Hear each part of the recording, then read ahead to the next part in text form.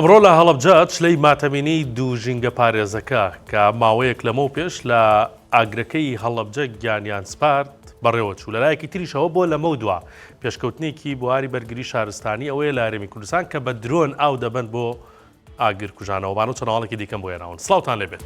قوربان و بم کەڵە کوێسانی ئەوە گەرماکەی نەیجەڵە ڕەنگی گۆڕانی ئەمە شیوەن و گریانی دایکی محەممەد شێخ حەیدەرە یەکێک لە شەیدەکانی ژینگەی هەڵەبجە کە لە ناوچەی کۆکۆیی باهۆی ئاگرەکەەوە بریندار بوو دواتر گیانی بەخشی.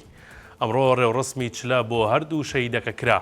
ئەو ئاگرە کە 72 کاتژمێر بەردەوام بوو دواتر بە زیانی گیانی و مادی خامۆش کرا. بنەماڵەکانیان پاش چل ڕۆژ بە چاندنی چل نەمام چلەی شەیدەکانیان دەست پێ کرد و دواتر سوپاسی خەڵکیان کرد کە هاودەمی ئازارەکەیان بوون.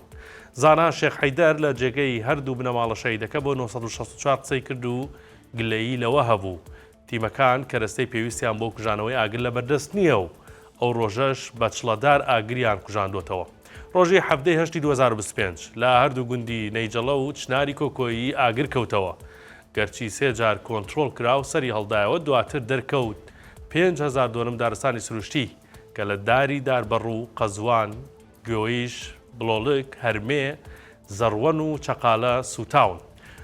هەروەک 1000 دۆنم لە پاوانی سروشتی بەهۆی ئاگرەکەوە ئاگریان گرتووە.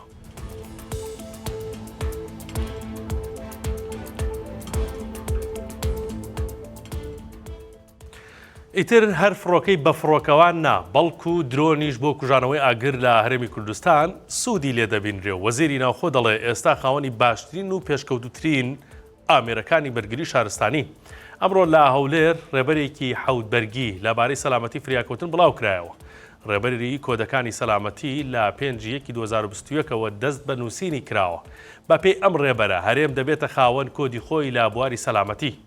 ڕێبەر ئەحمەد وەزیری ناوخۆ لەبارەی چەسپاندنی لایەنی سەلامەتی لە پرۆژەکان داوای کرد و بەرهێنەر و خاوەن پرۆژەکانی نیشتەجێبوون بواری سەلامەتی بەرگری شارستانی ڕەچاو بکەن و گرنگی بەکردنەوەی بنکەی بەرگری شارستانی بدەن لە پرۆژەکانیان چونکە وەک دەڵێت کەم تەرخەمی کراوە و لە پرۆژەکان ڕەچاوی قەبارە و کێشی ئۆتۆمبیل و پەیژەکانی بەرگری شارستانی نەکراوە.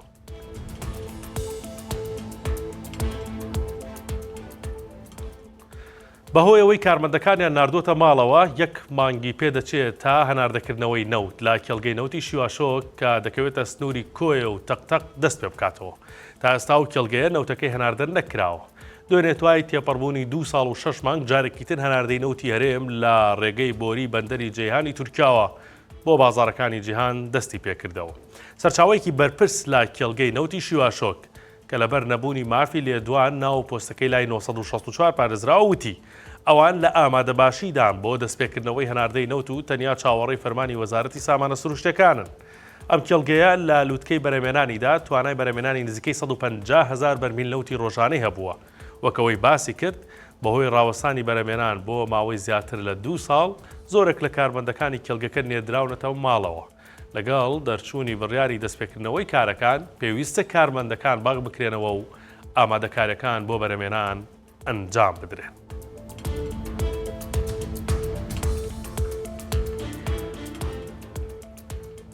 ژمارەیەک لە دەردەدار و نەخۆشانی چاندنی گورچیلە و جگەر لە بەردەم سەنتەری گورچیلەی دەستکردی ڕانیە گردبوونەوەی ناڕەزایەتیان ڕێخست و دەڵێن ماوەی زیاتر لە ساڵێکە دەرمانی سەرەکیان پێنادرێت و لە بازاڕیشدا گرانە و بە ئاسانی دەست ناکەوێت.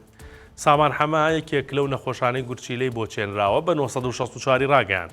ماوەی ساڵێک و 6 مانگە دەرمانمان لە نەخۆشخانە پێنەدراوە. دەرمانی سەرەکیمان ناوی پرۆگرافە و دەبێت ڕۆژانە بەکاری بێنین. من ڕۆژی 4 دەنگ بەکاردێنم کە مانگانە دەکاتە 120 دەنگ. بەڵام نەخۆشەیە ڕۆژانە 6 بۆ 8 دەنگیش بەکاردێنێت. ژیانمان بەو دەرمانەوە بەندە و ئەگەر نەیخۆین ڕوبەڕووی مردن دەبینەوە.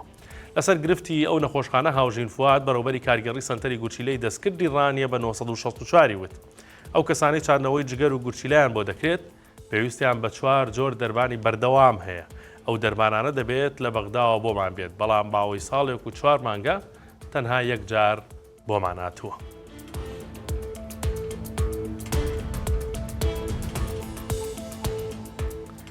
سرش ڕادێکێشم بۆ هەواڵێکی دیکە کە تا ڕادەیەک دڵخۆشکەرە بۆ مامۆستایانی وانەبێژ. ئێوە دەزانن زیاتر لە 3,000 مامۆستای وانەبێژ بوونی هەیە و بەشێکی زۆریان لە کار لادراون لە ماوەکانی پێشودا. ئەمڕۆ لە کاتی بەردی بناغی کۆمەڵگەی پەروەردەیی و سەنتەری ڕایەنانی مامۆستایان لە دارەتووی ئەولێر کە دانراوە وەزیری پەروەردە ئالان حەمەسەعید لەوێ بوو.